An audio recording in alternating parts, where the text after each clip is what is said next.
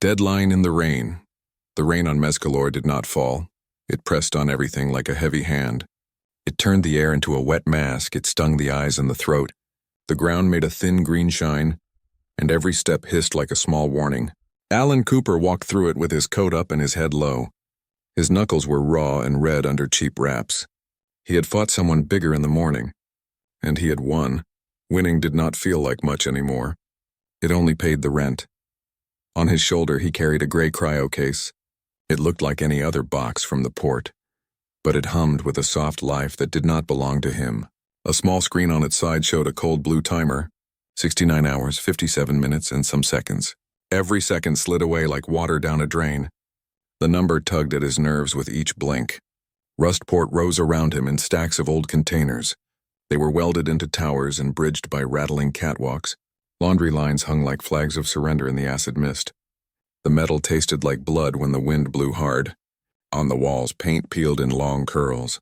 On the stairs, a missing step waited for a careless foot. Everyone here knew how to watch the ground and watch strangers. A knot of teenage vermin stood under an overhang. Their purple skin went almost black in the dark rain. Their silver hair stuck to their faces in ropes. They looked at Allan with eyes that saw too much. He did not meet their eyes. He kept walking. People knew him here. They knew his work. Debt man, fighter, dangerous when hungry, silent when tired. He stopped at a rusted ladder with 2 rungs gone. He climbed fast, his body still trained to move under weight. 3rd level, row 4, container B47 waited with a tired door. He knocked 3 times, sharp and even. The chain slid, and a vermal woman looked through the gap. Her skin had a soft shimmer like dust in starlight. Her eyes were violet with points of gold, steady and clear. "Taya Zor," he said in a flat voice. "Yes," she said in a voice like a small song. He showed his badge from the management office. Old and scratched, he did not push, he did not smile. After a breath, she closed the door. The chain clicked, then opened. The room behind her was 1 room only. 2 thin mattresses, 1 hot plate, 1 rope with clothes. 2 little girls stood behind her legs. They were mirror copies in small sizes. Same purple skin, same silver hair. Brighter eyes. The older tried to look bold, the younger hid and peeked. Allan felt for his cigarettes, then stopped. He did not smoke in front of children, not anymore. He set the cryo case down like it might break the floor. "You are 3 months behind," he said. "Rent plus interest is 6,000 credits. You have 48 hours. He kept his voice steady. Like he practiced in a mirror, the mother did not beg. She did not lie. She only nodded once. Like she had already tried every door. "I know," she said. "I cannot pay," the older girl whispered. "Mama," and squeezed her hand. The younger stared at Allan's hands. "Why are they red?" she asked in a small bell voice. Allan glanced down at the wraps. "Work," he said. And it was true enough. The mother moved her daughters behind her, gentle but firm. Her own hands had small scars from cleaning chemicals and sharp metal. He looked around the room again without moving his head. He saw a broken heater taped together with hope. He saw a shelf made of scrap with 1 photo. A vermal man smiling with a tiny child on his shoulders. He had a dock badge on his collar and dreams in his face. Allan knew the report by heart. Crane error, body crushed, company blame shifted, insurance void. "I will try," Taya said, and it sounded like a plan. 48 hours, Allan repeated. Because rules were shields, he reached for the cryo case handle, and the weight surprised him. It was small, but it pulled on his arm like a secret. He had carried hearts before. Livers, lungs, all kinds. This felt different, heavier in a way that was not about mass. He looked at the tiny blue timer again and looked away. On the threshold, he paused, not sure why. "Stay safe," he said. The useless thing people say when nothing is safe. The older girl lifted her chin. "We will try," she said, copying her mother. The younger pressed her face into Taya's leg. The door closed with a tired sigh of rubber and steel. The chain slid back into place like a thin promise. Outside, the wind pushed the rain sideways. Allan stood under the narrow roof and lit a cigarette. He took 1 drag and tasted old mistakes. He put it out on wet metal and let the smoke die. He did not need the shake in his hands to get worse. He needed his head to stay clear for 48 hours. Clarity was cheaper than luck and more rare. His data pad buzzed with a message from Vaughn. Status, the boss typed, short and sharp. Notice served. 48 hours, Allan sent back. Tomorrow, Dock 7. Special cargo escort, came the reply. Special cargo meant organs, black market, and fast hands. He looked down at the cryo case again and felt that wrong weight. He did not like where his mind wanted to go. He started down the ladder, careful on the missing rungs. A Vermaltine watched him from the landing and looked away. Somewhere below, a generator coughed and kept coughing. Somewhere above, a baby cried and was answered. Allan reached the ground and the green puddles that ate cheap boots. He moved slow through the maze. Like a man in a dream he did not want. The rain wrapped him. The city pressed in, the timer ticked. At the corner, he stopped and turned back. He could not say why, it was not logic. Maybe it was the way the younger girl said, "Why?" Maybe it was the way the cryo case felt like it knew him. He climbed again and knocked again. 3 sharp reps. The chain slid fast this time. The door opened at once. Taya stood there very straight and very still. Her eyes were the same, but something behind them had changed. It was not sadness, it was not fear. It was the lack of both. "I have funds," she said, and held out a credit chip, 6,000. Full amount. Allan did not take it at once. His hand refused the chip. "How?" he asked. The word small in the loud rain. "I sold a redundant organ," she said, calm as a clock. The older girl made a sound like a cut string. The younger said, "Mama sold her special heart." Taya corrected her without heat. "I sold my cordelium. I still have my biological heart." The cryo case hummed against Allan's knee. He felt the pull of the timer in his bones now. He saw the number in his head like a bruise. He took the chip at last and nodded like a machine. "Debt cleared," he said, voice dry as old paper. He turned away before the girls could ask more questions. He carried the case down the ladder like a man carrying himself. When his boots hit the ground, he knew the truth he did not want. The organ inside his case and the empty space in that mother lined up. The countdown had always been a fuse tied to a family. He walked into the rain and did not light a cigarette. He walked toward the only person who could buy him time. He told himself it was a job and a box and a timer. But the city felt different now, like it was watching.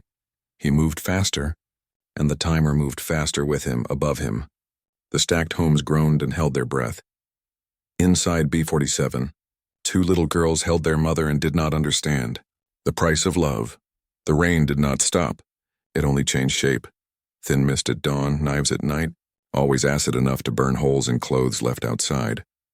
Allan Cooper walked with the cryo case in his hand, and every step made the weight feel wrong, heavier than any organ run before. The small blue timer pulsed at him like an eye. 68 hours left, no mercy in the numbers. He told himself to keep moving, to drop the case in his locker, to drink until sleep came, but his feet betrayed him, carrying him back toward container B-47. It was not logic, it was not duty. It was something that pressed behind his ribs, something he didn't like to name. When he reached the narrow catwalk, he heard it first, not words, just the sound of a child crying. Sharp, raw, unstoppable. Another voice spoke, flat, emotionless. "Crying is inefficient, Flora, it changes nothing." Allan froze on the ladder. His hand on the rusted rung. The hair on his neck stood up. He knocked, and this time the door opened without hesitation. Taya Zor stood there, straight-backed, precise. Her violet eyes empty. No fear, no anger, not even sadness, just nothing. Her daughters were behind her. The older holding the younger, both faces wet. "Your arrival is early by 11 hours, Taya said. Her voice flat as a machine report. Allan stared at her hand, the one that held out a credit chip. 6,000 credits as required, she said. How?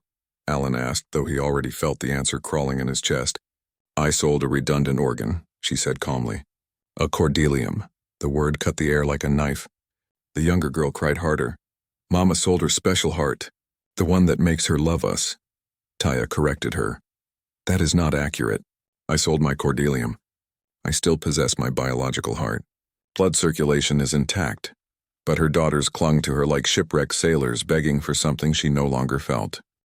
Allan's hand went to the cryo case at his side. He knew before he opened it what lay inside. A vermal cordelium glowing faint purple, pulsing faint light like a dying star. Her heart, her empathy, her ability to love, locked in a box with 68 hours left before it turned into nothing. He closed the case fast, his jaw tight, his mind screamed, walk away, Cooper, walk away. He had done it before. He could do it again. Debts were debts, lives were cheap in Rustport. But his stomach twisted when he looked at the girls, one whispering, Mama. Why don't you care? And their mother, voice flat, replied. Caring serves no logical purpose. The younger daughter, Flora, lifted her face to Allan, her eyes red and glowing in the dim light. Are you going to hurt Mama? She asked the same question as before, but now heavier. He could not answer. His throat locked, he turned, left the container, and walked fast down the ladder. But the voices followed him into the rain. On the ground he lit a cigarette with shaking hands. The smoke tasted like metal and ash. He took one drag, then crushed it out in the toxic puddle. He wanted to forget the sound of a child begging for love, but it clung to him like the rain. His datapad buzzed, Vaughn's message, Dock 7 tomorrow. Special cargo. Be sharp. Allan typed back. Ready. But his eyes kept drifting to the cryo case. The timer ticked down. 67 hours now. He carried it through Rustport's maze, past welded towers, past broken lights, past creatures who stared with too wide eyes. He thought about Vaughn's buyer, someone rich, someone sick, someone who wanted an alien's emotions as a toy, as entertainment, and he thought about the girls in B-47, pressed against a mother who could no longer feel them. The case felt heavier with each step. He stopped under a dripping overhang, his reflection broken in a green puddle, a man with blood on his hands, smoke in his lungs, and another family's love ticking away in a box. He asked himself the question he always avoided. What kind of man are you, Cooper? The rain answered with silence. But deep inside, something else answered, a memory of a ring, a pit, a man who did not get up after Allan's punch. He had killed with strength once, and he had lived with that weight. Now he held something stranger, the power to give back what was stolen. Not his fight, not his family, not his debt, but maybe his chance. He snapped the cryo case shut, locked it tighter, and for the first time in years, Allan Cooper decided a job was not enough. This was more. This was war with himself, with Vaughn, with the whole rusting system. He turned his boots toward Doc Merger's clinic. Because if anyone in Rustport could keep a heart alive a little longer, it was the doctor who played with death like it was a card game. The rain hissed louder. The city seemed to lean closer. Allan walked into the storm with 67 hours left, and a voice in his head that sounded like a little girl asking, Are you going to hurt Mama? Borrowed heart, borrowed time. The clinic was buried under 6 levels of rusted containers. Its sign was a single red bulb that flickered more often than it glowed. Inside, the air smelled of blood, machine oil, and cheap antiseptic. This was where people came when they were too poor for real doctors and too guilty for clean hospitals. Doc Merger stood over a Kelton with a cut across his third arm. His coat was stained and his hands never seemed clean. When Allan set the cryo case on the table, Merger froze. His eyes narrowed at the glow that leaked from the seams. Cordelium, the doctor whispered. Worth more than both of us together. I need it alive, Allan said. Voice flat, Merger laughed once, low and sharp. Alive? After it's been pulled out? You're too late, human. The pathway's closed, the organ dies, the buyer gets nothing but rot. There has to be a way, Allan said, and his voice carried the weight of 2 little girls crying in a rusted room. The doctor leaned back, arms crossed. Maybe. You'd need a host, a living body to fool it into thinking it still belongs somewhere. His eyes slid to Allan, sharp and hungry. You? Allan shook his head. No human can handle vermal emotions. Exactly, Merger grinned, showing teeth yellow with neglect. Most humans burn out in minutes, unless they use an adapter. Military tech, black market, dangerous as hell. Odds say you die screaming. How long could I keep it alive? Allan asked. 2, maybe 3 days, Merger said. Long enough to try a reimplant, or long enough to go insane. Allan opened the cryo case, and the clinic filled with purple light. The cordelium pulsed like a beating star, veins glowing with trapped feelings. It was beautiful and terrifying. And it was hers, the alien mother's. He felt it even through the cold glass, like warmth pressing against his skin. You're serious, Merger said. Voice dry now. You want to host it yourself. Idiot. I need the adapter, Allan said. How much? 8,000 credits, half up front. Allan counted the coins of his soul and found them short. He had 6 stolen from the mother's sacrifice, and that fact burned more than the acid rain. He looked at his hands, scarred from too many fights. He thought about the ring, the blood, the man who didn't rise. He thought about the girls, Flora asking why his hands were red, and in that moment he decided, I'll get the rest, he said, his voice iron. The fighting pits under the east docks roared like an animal. The smell of sweat, blood, and despair clung to every steel beam. Allan walked through the crowd and heads turned. They remembered him. The killer who hit too hard. The man who wasn't welcome anymore. The pit boss, a Draxian with a face like broken rock, grinned when he saw him. "Cooper, didn't think you'd crawl back here." "I need a fight," Allan said. The boss barked a laugh. "Nobody wants to fight you. Not after Reeves." "Then I'll take odds," Allan said. 3-1 against me." The boss's grin grew sharp. 5-1. "And you fight Crusher!" The crowd hissed at the name Crusher, the gene-modded monster. 200 kilos of muscle, bones reinforced with steel. Allan had seen him break arms like twigs. "Done," Allan said without blinking. The fight was set for 3 hours later. Allan sat in an empty container with the cryo case at his feet. The timer ticked down to 65 hours. He pulled up his data pad and searched Vermal children's diets. He read about protein needs, mineral water, and sleep cycles. He read like a man studying for a test that decided someone else's life. When the alarm buzzed, he closed the pad and touched the case once. "Hold on," he muttered, though he didn't know if the heart could hear. The pit smelled like rust and blood. The crowd howled as Allan stepped in. Crusher waited in the center, grinning with teeth filed sharp. "Heard you went soft, Cooper," he rumbled. "Playing daddy to purple kids." The crowd laughed, ugly and sharp. Allan said nothing. He raised his fists. The bell rang. Crusher charged. The ground shook under his weight. Allan sidestepped, old instincts waking, and drove an elbow into the giant's side. Crusher grunted but kept coming. A backhand slammed Allan into the fence. The crowd screamed for blood. He tasted iron in his mouth. He thought of Flora asking, "Are you going to hurt Mama?"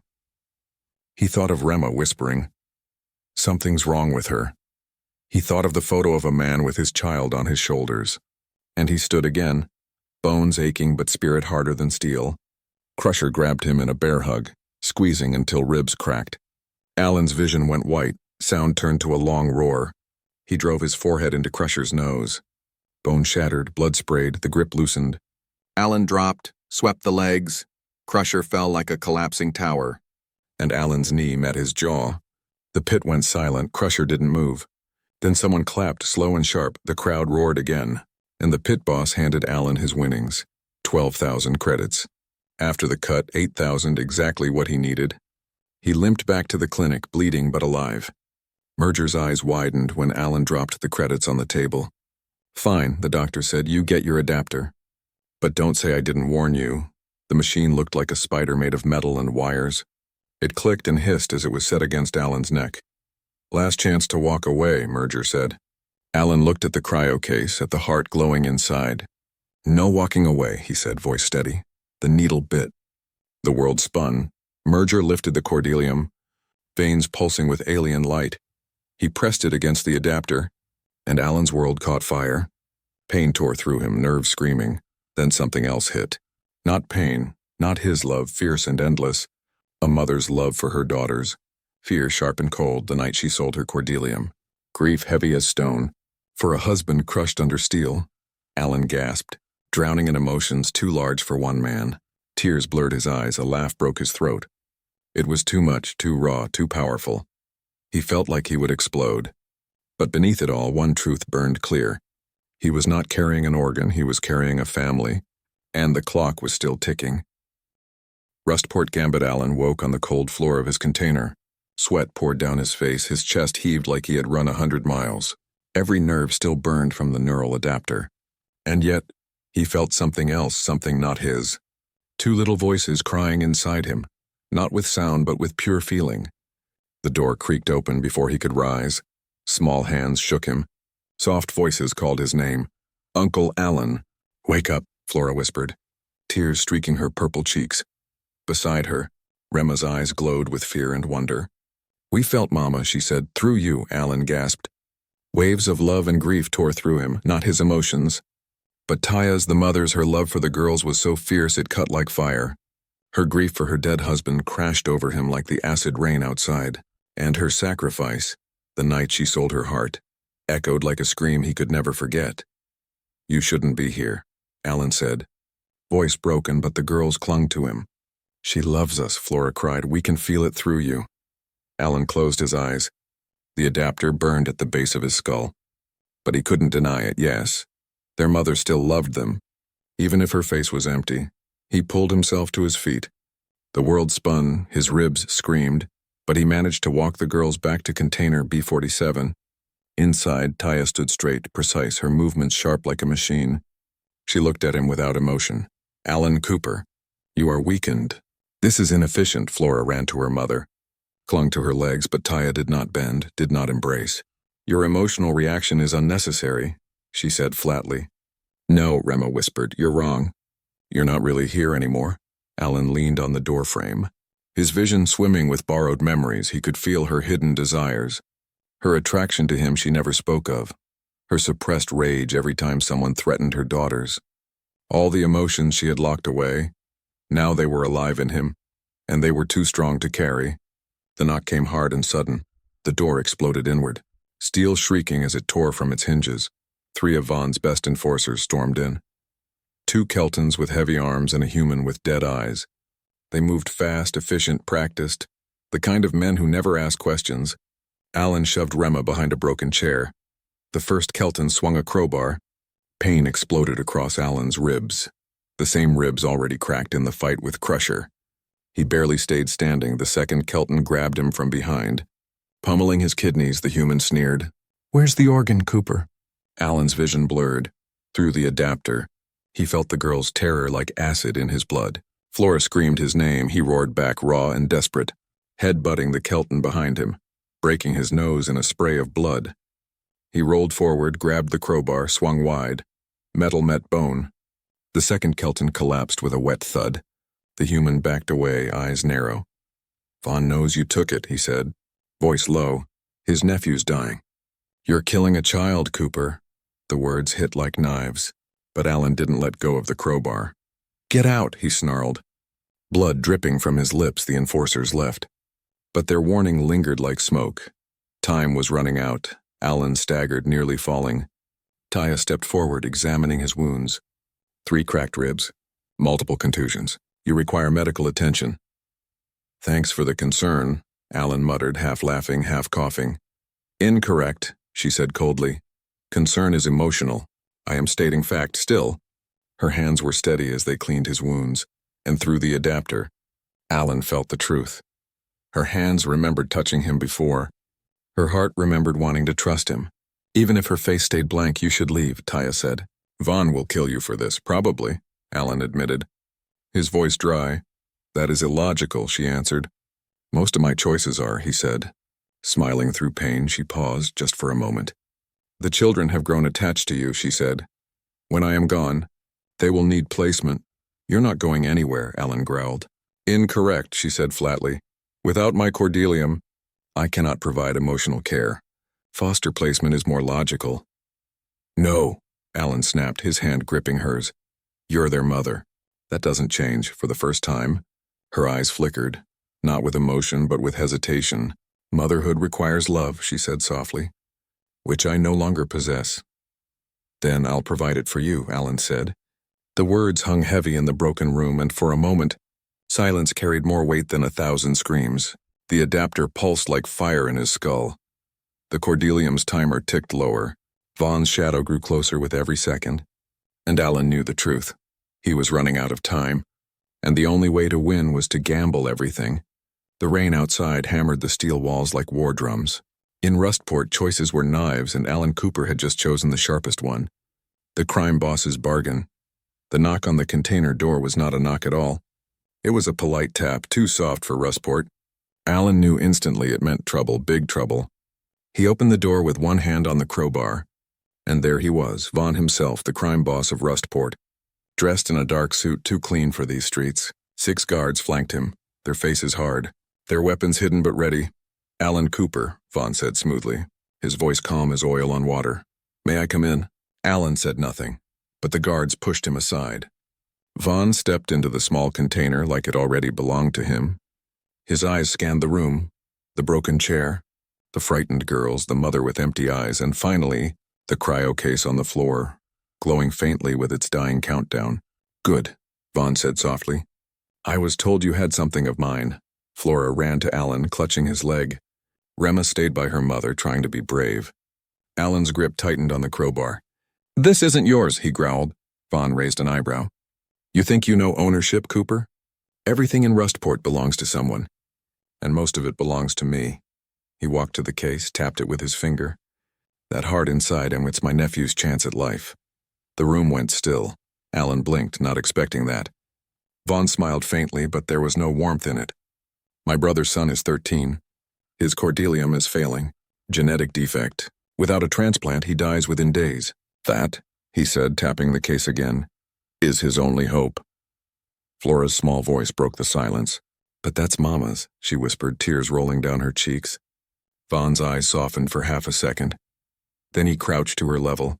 "And my nephew deserves a mother too," he said. "Would you deny him that?" Allan stepped forward, placing himself between Vaughn and the girl. "This isn't your choice," he snapped. Vaughn's smile returned, sharp as a blade. "No, Cooper, it's yours. Hand it over and you live. Refuse and I take it from your corpse." Taya's voice cut through the tension like a blade. "The logical choice is clear," she said, her tone flat. "Preserve the most lives." "Give him the organ, Mama," Flora cried, clutching her hand. Taya looked down at her daughter with empty eyes. "Your response is emotional. It is understandable, but unhelpful." Allan felt the words like poison through the adapter. He felt the truth. Taya's suppressed love was screaming inside him. She wanted her daughters alive more than anything, even if it meant sacrificing herself forever. Vaughn straightened, fixing Allan with a hard stare. "You've got 6 hours left before that organ rots. Decide quickly." He gestured to his guards. "Show him what happens if he chooses poorly." 2 Keltons stepped forward. Grabbing Allan by the arms, pain ripped through his ribs. Fresh blood filled his mouth, but still he fought, still he struggled. Because behind him, Flora screamed his name. And Rema's voice shook as she said, "Don't take Mama away, please."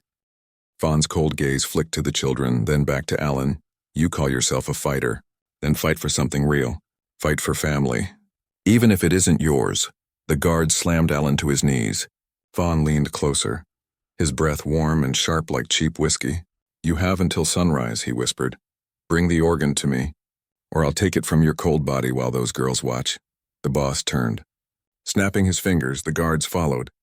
Leaving the room heavy with silence, the rain outside hammered harder.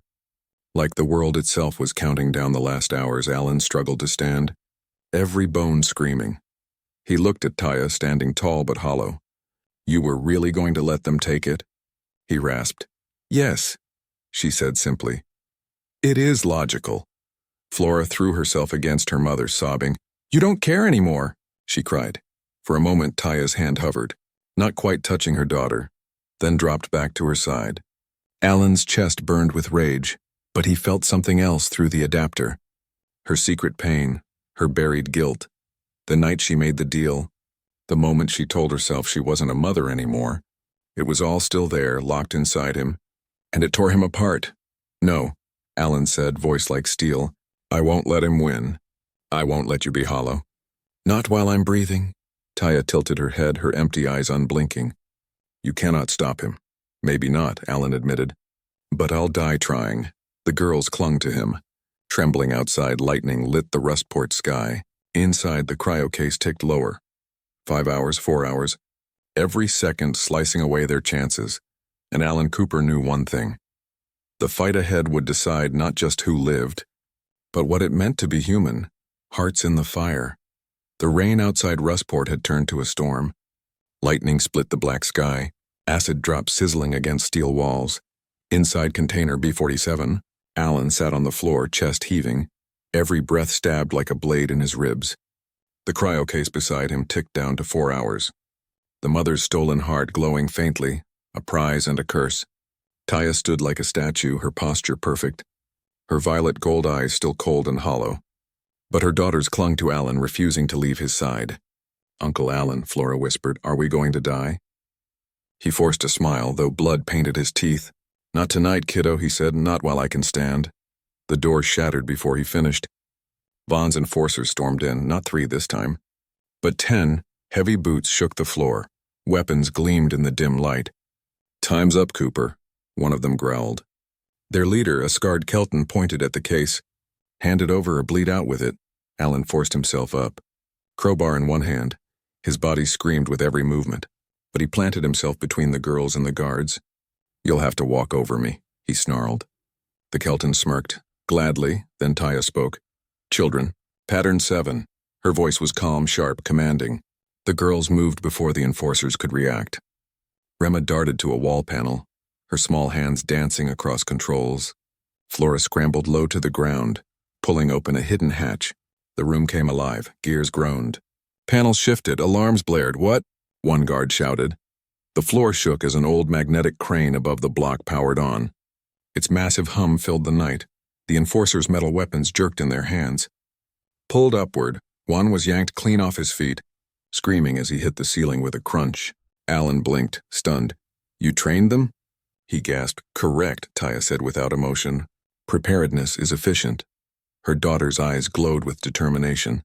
Not frightened, not frozen, bound, but ready. The fight turned savage. Allan swung the crowbar into a guard's skull. Another tackled him, fists slamming into his ribs. Pain blinded him, but through the adapter, the girl's courage burned like fire. It kept him moving, kept him standing. Flora screamed, biting the hand of a Kelton who tried to grab her. He dropped her with a curse, only to stumble backward onto a conveyor belt Rema had activated.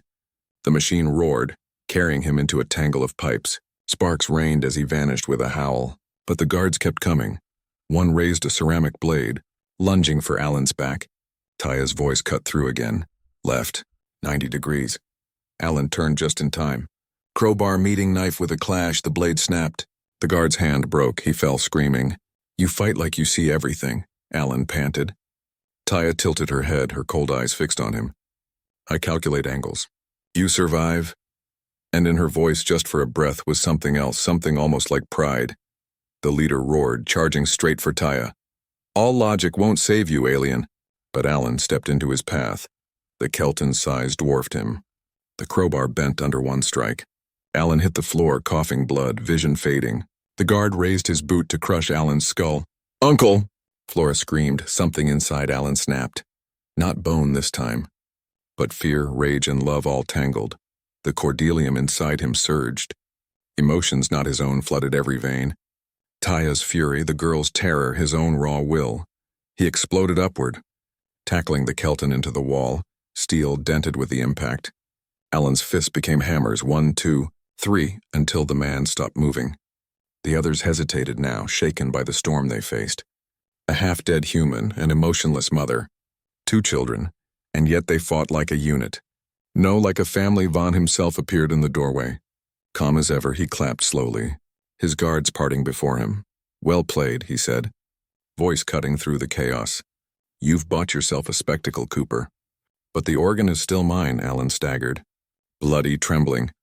But he stood his ground, crowbar hanging loose in his hand. "Not anymore," he rasped. Vaughn's smile widened. "You'd die for them?" he asked, nodding at the girls. "I already am," Allan said. The cryo case beeped. 3 hours left, its faint glow filled the silence like a heartbeat. Every eye turned to it. Every life in that room balanced on its dying light. Vaughn's hand lifted, a signal. Dozens more guards flooded the block. Too many, too strong. Allan's knees buckled. His breath faltered. The girls clung to him. Taya's cold face stayed unreadable, but the storm outside roared louder. The fight was not over. It had only just begun. The last heartbeat, the cryo case ticked down like a clock of death. 2 hours, 59 minutes. Its pale glow painted every face in the ruined container. Vaughn stood calm, his army filling the block. Allan swayed on broken legs, crowbar bent in his hand. Taya stood tall, her eyes still empty, her voice sharp, and the children clung to him, their small hearts beating louder than the storm outside. Vaughn's voice cut through the noise, smooth and final. "Enough games, Cooper. Hand me the organ or I'll carve it out of your spine myself," he gestured, and 2 guards stepped forward, knives gleaming. Allan raised his weapon, but his arms shook too hard to lift it. His body was finished, but his will was not. Then Taya spoke. "Stop." Her voice was flat, but it froze the room. She stepped forward, placing herself between the guards and Allan. "There is another way." Vaughn narrowed his eyes. "You've had chances to speak logic, alien. Do not waste my time." "It is not wasteful," Taya said. "It is survival." If you kill him, the organ dies. The adapter has locked it. Forced removal equals total failure. Lies, Vaughn hissed. Check your medical database, she answered calmly. One of his techs tapped at a pad, then looked up pale. She's right. If he dies, the organ collapses. Vaughn's fists clenched. All that money. All that time. His voice cracked for the first time, not with anger but desperation. My nephew doesn't have days. There is time, Taya said coldly. The old cryo chambers in this plant can preserve it for 72 more hours. Enough to find a true solution. Vaughn's eyes narrowed, searching her face. And why would you help me? Because logic demands we all survive. One death, one orphan, one waste. That is inefficient. The girls pressed closer to Allan. Whispering, she's buying time, Flora said. Allan's vision swam, but through the adapter he felt it. Not emptiness, but strategy. Taya wasn't surrendering, she was calculating. The guard shoved Allan toward the cryo bay. Rusty machines flickered back to life, humming with power. Vaughn barked orders. But suspicion lingered in his eyes. He knew something was wrong. And he was right. Taya moved like a shadow. Her hands slipping over hidden panels. Rema darted to another console. Her small fingers quick as lightning. Flora crouched by the conveyor systems. Waiting for her signal, the family had practiced. They weren't broken, they were ready. Vaughn finally noticed. What are they doing? He roared. The lights went out, darkness swallowed the bay. Then emergency red lit the room like blood. The magnetic crane thundered to life. Guards screamed as their weapons were ripped from their hands. Pulled toward the ceiling, one crashed against the wall. Another was lifted into the air. Pattern 7 confirmed, Rema said. Her voice steady despite her shaking body. Flora hit her switch. The belts roared, dragging guards into piles of scrap metal. Allan, half dead, forced himself to his feet. Crowbar clenched. Through the adapter, pride surged. Taya's hidden pride in her daughters, it filled him with strength. Vaughn pulled a ceramic blade, non-magnetic. He lunged at Allan with surprising speed. The blade slashed across Allan's side. Hot pain flooding his body, but Allan caught Vaughn's wrist. They crashed into the belts, grappling. Vaughn's face twisted with rage. You're killing my nephew! Allan's teeth bared in a bloody grin. And you're killing theirs. The fight was brutal. Vaughn slammed a knee into Allan's ribs. Bones shattered, but Allan refused to fall. He drove his forehead into Vaughn's nose. Blood spraying. The boss stumbled back, but his blade still gleamed. The timer on the cryo case screamed. 2 hours left. Then Taya moved for the first time. Her empty eyes lit with something real. Not logic, not calculation, but choice. She strode forward, ripping the blade from Vaughn's hand with inhuman precision, and pressed it to her own chest. If this organ dies, we all lose, she said. But if it returns now, we all live. Vaughn's eyes widened. You'd risk failure? Failure is acceptable risk, she answered. But losing my children is not. She looked at Allan. And for the first time, her voice cracked. Help me bring it back, the surgeons. Dragged in under guard, protested. It's impossible. Neural pathways are closed. She'll reject it. Not if we bridge them, Allan said, his voice raw.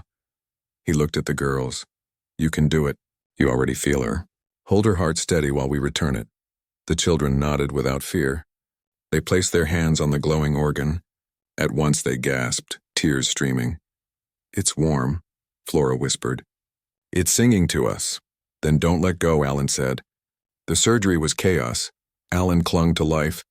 Guiding the surgeons, the girls shook, their small bodies trembling with the effort of carrying their mother's emotions. Taya's chest was open, silent, waiting. The organ lowered into place, the monitors flatlined.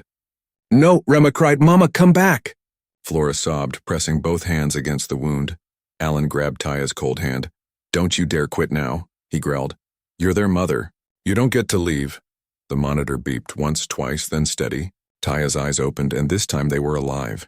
She gasped, sobbing, pulling her daughters close. My babies. I'm here. I feel you. I love you. The children clung to her, crying into her chest, and Allan staggered back, tears in his own eyes. Vaughn dropped to his knees, broken. My nephew, he whispered. Taya threw him a datapad she had hidden. Station 7, synthetic cure. 93% success. Save him the right way. Vaughn looked at it, then at Allan, then at the family. He said nothing, only turned and walked into the storm. Allan collapsed, but Taya caught him. You are injured, she whispered, voice full of emotion at last. Yeah, he muttered. But worth it. Her hand pressed to his cheek. Trembling, you gave me back my heart. He smiled faintly. Blood on his lips. And you gave me mine outside. The storm began to fade inside, laughter and tears mixed. The family was whole and in Rustport. Where rain never stopped for the first time, hope lived.